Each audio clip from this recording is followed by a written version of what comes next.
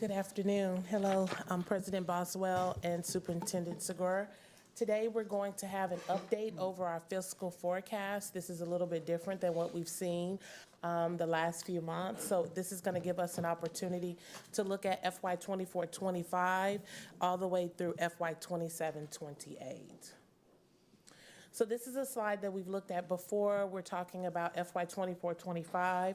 The board adopted an operating budget of $954 million. And in that budget, we had $30 million worth of cuts or reductions to central office. And we passed a deficit budget of $78 million. And you can see there's a line drawn through that because then we had a $92 million deficit, which was the $78 million. And then when the TCAD rates or TCAD property value rates came in differently, that got us to $92 million.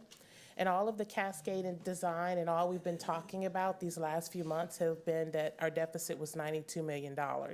And what we're going to start talking about in great detail today is that our deficit is projected to be at $110 million. So if you look at this next slide, we want to make sure that we can tell the story, like what is happening, what's going on, how did we get here? So we started again at the $78 million. We had a $14 million difference because of the TCAP property values went from 6% to 1%. That was $14 million, and we got to the 92.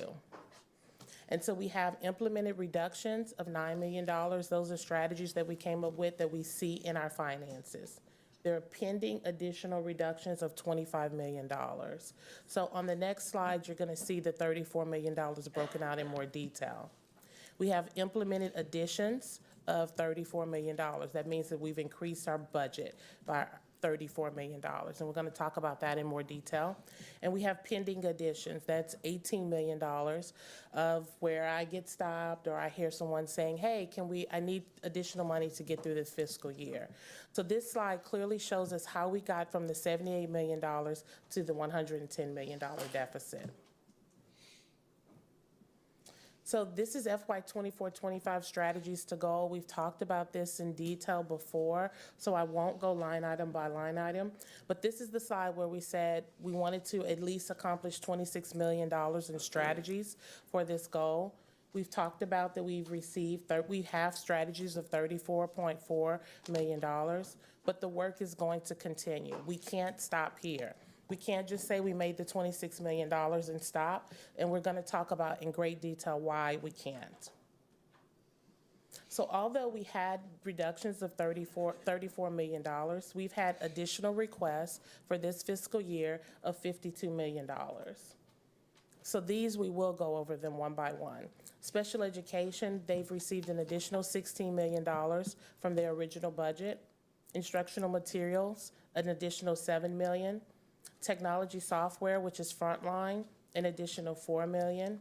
Service center repair and maintenance, an additional $6 million. And then there are other small additional requests that we've given that total $1 million. We're pending a SHARS reduction. There has been some changes with SHARS. We did our budget very conservatively at $16 million, but it's looking like because of some changes of transportation ratios, we'll only receive $4 million. So that's $12 million revenue that we plan that we won't receive. And then we have pending additional items of $6 million. So this is $52 million. So let's go through this really so we can all be clear of where we are. Our projected deficit is $110 million. And what we're trying to do is be very courageous in reducing an additional $32 million. And if you ask why, the reason is we want to get back to the original $78 million deficit that the board approved in June of 2024. If we get back to that $78 million, it is going to show our fund balance at 17.2%. If we want to get to the additional 20% fund balance, we'd have to cut an additional $33 million. Which would leave our proposed deficit at $45 million.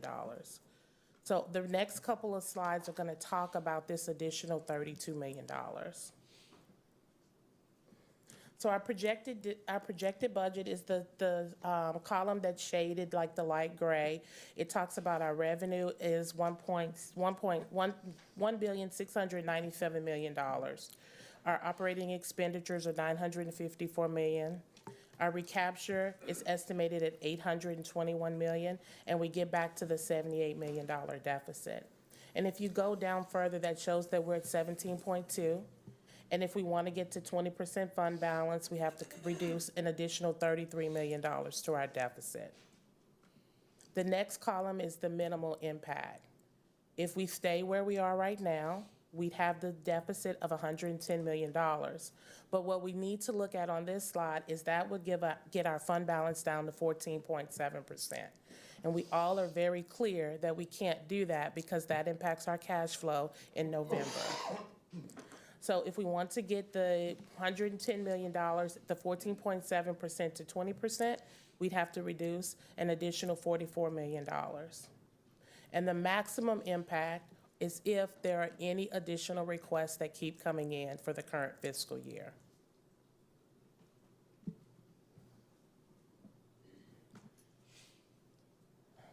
So on this slide, we're talking about where we're spending our money. So we've talked a lot about previously about the deficit, how we got here, but we also want to show it's very imperative to show how we're spending our dollars. So if you look at the $954 million operating budget, expenditure budget, the blue, which is the largest part of the circle, we spent 60.7% of our dollars on campus. And there's an additional 8.6% that we spend on teaching, learning, and leading. So we're showing here that we're spending the money where we want to spend it. There's not additional monies that are going other places. The majority of our money is going to our campuses. On this slide, this is our slide that shows our operating budget by category. And this slide is important because, again, we're going to go back to the $954 million. And at the bottom left, you see that our payroll costs are 89% of our operating expenditure budget. So if you take $954 million, 89% we spend on staff, 89% of that is $847 million, which is our payroll cost. And of that $847 million, we spend 76% on campuses. So here's some of our 24-25 strategies. I won't go into detail on these because we've talked about most of these before, but we know we passed the Vader. We talked about interest earning, operational vacancies, contract efficiencies, and purchasing deadlines. So the $32 million that we talked about reducing to get us from the $110 million to the $78 million, we had to come up with new strategies. Some of them we've been talking about, the board has been discussing with our superintendent, sale of real estate, but that will happen in 25-26. And hiring freeze, the executive leadership team has decided to have a hiring freeze, which will start as of February 28th. And what that will help us do, it will help us do two things. It will help us control our spending, one, and then it will help us budgetly more effectively to get us through the end of the fiscal year. And the biggest thing on here is a spending freeze. And we've talked about how do we do this. We have a meeting with Teaching, Learning, and Leading tomorrow so that they can partner with how do we do this? How do we stop spending with purchase orders? How do we stop spending with our P cards and only do emergencies? What these strategies will help us do is to reduce the deficit, the $32 million that we talked about. So some of our current challenges are we have growing fixed costs, payroll year over year over year, our utilities, our property insurance. We have uncertainty regarding our property value growth. We're meeting with TCAD. We met with her, the team met with her yesterday. Her projections are staying aligned with the possible 9 to 11% property value decrease. Enrollment and attendance impact, the current climate. We have parents who are possibly keeping their kids at home because of their fearful state. Increased competition. If vouchers pass, how does that impact us? We have to start budgeting for these things. And a decrease of federal funding for Title I, II, and IV. And then the last thing we'll talk about on this slide, which we'll have another slide that talks about it, is inflation. So on this inflation slide, you see in 2016, the average ADA was 9,426, and then the projection for 2025 is $11,629. And if you look, it's the same value as $8,737, which is the projection for 2025. And then you can see the down arrow says value of inflation impact. So we wanted to show some underfunded programs. So if you look at this slide, the blue is the funding from the state, and then the red is the AISD budget. So you can look at CCMR, you can look at dyslexia, but as the further you get, you can see the difference. Safety and security, the state funding is $2.5 million. Our budget has $23.3 million. Transportation, state funding is $5.8 million. AISD's budget has $38.2 million. Special education, $96.6 million for state funding. We're spending $169. Our budget is $169.8. So all we've talked about to this point is where we are for this current fiscal year and our strategies to reduce the deficit from $110 million to $78 million. And the way we're going to try to do this is be aggressive at reducing spending. So FY 25-26 forward, one of the things we've talked about is, Superintendent Segura and I have talked about, is we want to do a balanced budget. And what is a balanced budget? That means our revenues equal our expenditures. And I'll read just a little part of the slide. A balanced budget ensures that revenue covers all expenses without relying on fund balance. So when we go and we estimate with the budget team what our revenues are, if it's $5, then our expenses should be $5. Our budget shouldn't be $5 and our expenses is $2 million. We have to get to the place where we're aligning we have to get to the place where we're really true at aligning what our revenue and expenses are. If we add, there must be a reduction that offsets that. So fiscal forecast assumptions for 25-26, 27-28. What we were attempting to do here is kind of just give a lay of the land, but I want to be very clear, it is very early for us to give accurate projections, but we want to show the board and bring the community along with us. So what we're going to talk about, there's going to be a slide with minimal impact, which means no property value growth.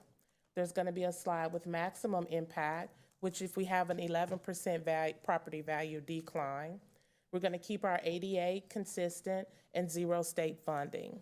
And then below, there's some more of our expenditure assumptions. So here's the slide that says minimal impact if there's no property value growth.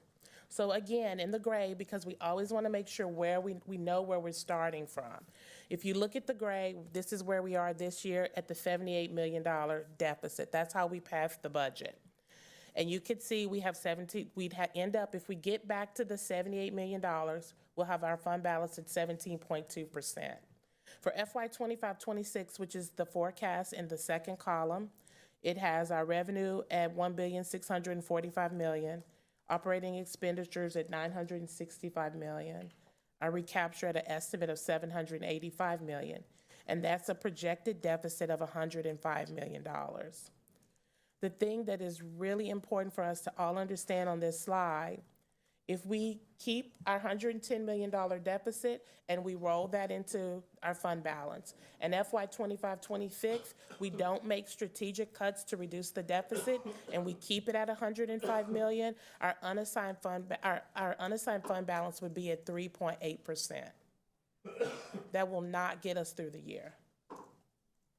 FY 26-27, FY 27-28, those projections are so far away, but you can see the same thing. If you look at FY 26-27, and for the members who've been on the board previously, you can go back and see that we have been projecting for the last few years that in FY 26-27 will be when we would run out of funds. But we see clearly here, we have to do something in FY 24-25, and we have to do something in FY 25-26. And this is the same story. It's just showing now with an 11% property value decline. $78 million is still going to be our starting point. FY 25-26, we'd have a $121 million deficit. And that would leave our fund balance at 1.1%.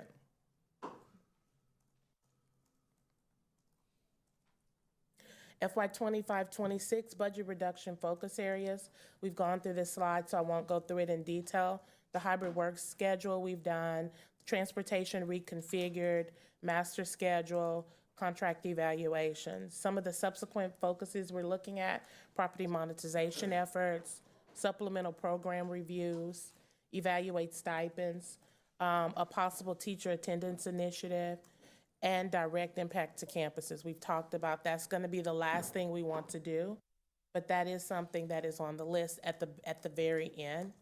We also have under here software, because one of the things we've learned is that multiple campuses and departments have the same software, just utilizing it a little bit different. We need to figure out how to be strategic in getting one software or two softwares, and that will help us save money, expenses.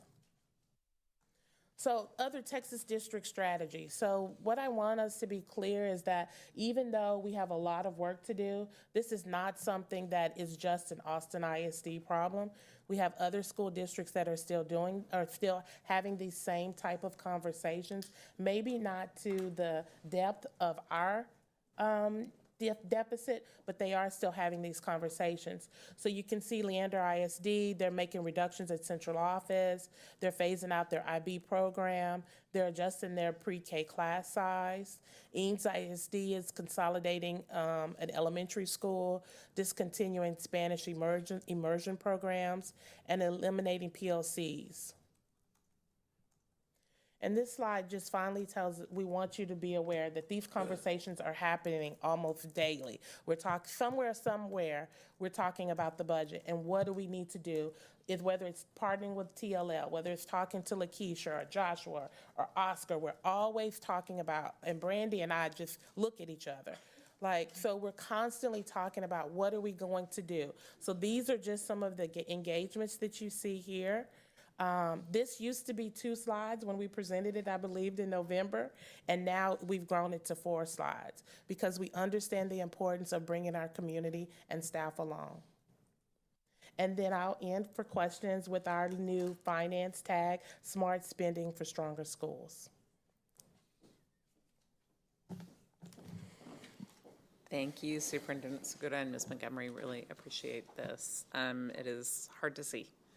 And I know we've been working so hard with our community, and you've been working so hard to get there, and it's hard to see us slipping into a bigger deficit, and really grateful for all the work that's been done. So the numbers we're seeing are not even worse than they could otherwise be. Really appreciate our community for supporting the tax rate election that we gave our community the opportunity to vote on, and that has made a profound difference too, both in reducing our deficit and the resources like we talked about with the interventionists and things. So thank you for that. I want to ask my trustees if you have any questions, my colleagues, if you have any questions.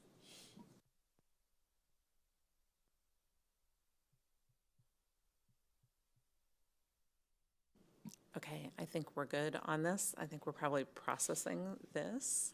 And I know we're going to have an opportunity in a couple of weeks to have a retreat and really talk about how we continue making progress towards student success, continue implementing the plans that we're starting to see really start to pay off, and to talk about how we can best, with greater budget challenges and these needs, continue to do what we need for our students. So I really look forward to that conversation together.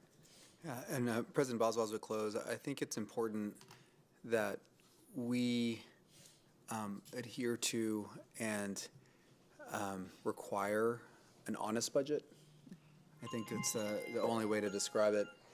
I think in years past, we have benefited from ever-increasing property values, which has allowed for adjustments throughout the year, kind of to be addressed or covered. And we're just not in that. We don't have that luxury moving forward. And so the things that maybe in years past we didn't put clear definition around, we will absolutely do moving forward. And I think the last thing I would say is there was a conversation I had with Trustee De Orioste, and one of the things we talked about was, like, what is the stable state of Austin ISD, right? And in these assumptions, we're not, assuming any future funding from the state, and time will tell what occurs. But we have to think about, like, what is the kind of safe harbor, like, financial position for Austin ISD, so that this doesn't continue to be the case as we move forward. So unfortunately, lots of difficult questions that have to be answered in the weeks ahead. But I think we're, in a position to kind of tackle all of that together. And unfortunately, some of the things that are, not necessarily out of our control, but have been continuing to compound, like our special education contracts, there just isn't a lot of wiggle room to kind of not address that expense. And that's just a fact of where we are. So that's all I have. Yeah, and thank you for identifying the fact that our budget was not really our budget in some senses, that to some degree that was being relied on as an option. And so I really appreciate the work that's being done to make sure that we're passing, like you said, a fully honest and transparent budget, kind of honest with ourselves and with our community about if we're going to spend it, it needs to be in there, and we need to know that ahead of time. So that's just another move toward a stronger district, and I really appreciate that from everyone who's doing that work. So thank you.